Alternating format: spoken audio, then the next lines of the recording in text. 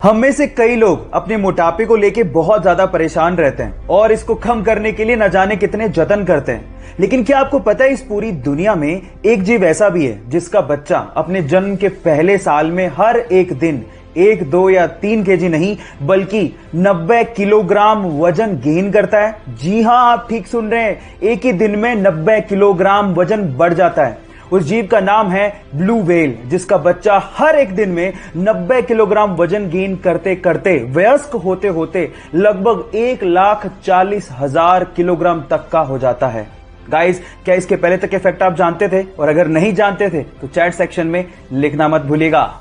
लकड़ी काट रहे व्यक्ति की पत्नी जब उसके लिए खाना लेके जा रही थी तो पहाड़ से पैर फिसलने की वजह से वो भयंकर रूप से घायल हो गई और कुछ ही घंटों में उसकी मृत्यु हो गई।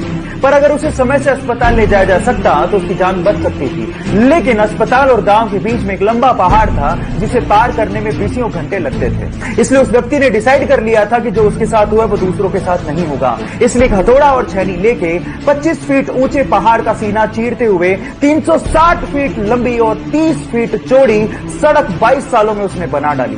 Yes, I am talking about Dashrath Manjhi. Guys, यहां सीखने लायक बात यह है कि अगर जुनूनियत हो तो कुछ भी असंभव नहीं है। गाइस, एक मजेदार सा किस्सा सुनाता हूं। ये बात है सन 1909 की, जब कनाडा ने पहली बार अपने एक शहर में एम्बुलेंस को लॉन्च किया ताकि लोगों की जान को बचाया जा सके। लेकिन हुआ उसका कुछ उल्टा ही। वही एम्बुलेंस शहर में टेस्ट ड्राइव के दौरान एक बंदे पे चढ़ गई और वो बंदा बुरी तरह से घायल हो गया। और मजे की बात यह है कि वो पहला बंदा था जिसे उस एम्बुलेंस ने हॉस्पिटल तक पहुंचाया था। यह अजीब सा किस्सा आपको कैसे लगा? चैट से गाइस, क्या आप दिन में सोते हैं? अगर आप दिन में सोते हैं तो मैं आपकी जानकारी के लिए आपको बता दूं कि यह आदत आपकी सेहत के लिए और आपके काम के लिए बहुत अच्छी है। एक स्टडी से पता लगा है कि दिन में छोटे छोटे पावर नैप लेने से आपकी क्रिएटिविटी और आपका फोकस बढ़ता है और बाकी बचे हुए दिन में आप फ्रेश फील करते हैं। ना सिर्फ ये, स्टडी से यह भी पता लगा है कि जो लोग दिन में पावर नैप लेते हैं उनके हार्ट अटैक से मरने के चांसेस 30% कम होते हैं उन लोगों से जो पूरे दिन काम करते रहते हैं। है ना ये अमेजिंग फैक्ट? गाइस, ऐसे ही इंटरेस्टिंग और अमेजिंग फैक्ट के लिए यूट्यूब पे हमारे चैनल को सब्सक्राइब कर लीजिए और अगर आप इंस्टाग्राम पे देख रहे हैं तो मुझे फॉलो करना मत भूलिएगा। मिलते हैं अगली वीडियो में।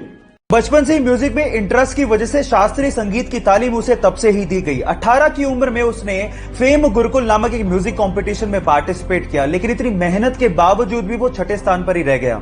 इसके बाद उसे समझ में आया कि म्यूजिक में उसे और डेप्थ की जरूरत है। अपने सर्वाइवल के लिए उसने मुंबई में कई म्यूजिक कंपोजर्स के अंडर काम किया। फाइनली अपनी मेहनत के चलते बॉलीवुड में उसे अपना पहला ब्रेक फिर मोहब्बत सॉन्ग से मिला।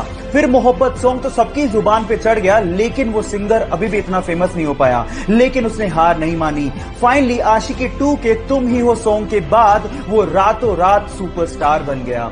क्योंकि तुम ही हो, अब तुम ही हो, जिंदगी अब तुम ही हो।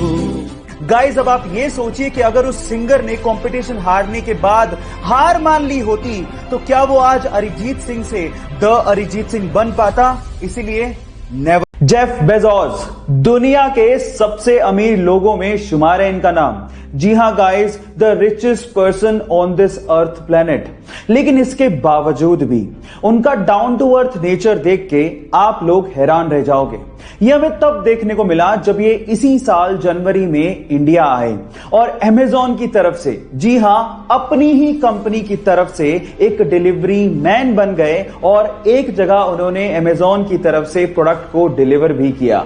गाइस, अब आप समझ चुके होंगे कि अमेज़न इतनी ऊंचाइयां क्यों छू रही है। जब नेतृत्व ही इतने कमाल का हो तो कंपनी ऊंचाइयां छुएगी ही। आपकी जानकारी के लिए मैं आपको बता देता हूं कि अमेज़न एक ऐसी कंपनी है जो कि कस्टमर सर्विसेज को बहुत ज्यादा तवज्जो देती है और कस्टमर्स को किंग मानती है। ये इंटरेस्टिंग फैक्ट जान के आपको कैसा लगा? चैट सेक्शन में लिखना मत भूलिएगा।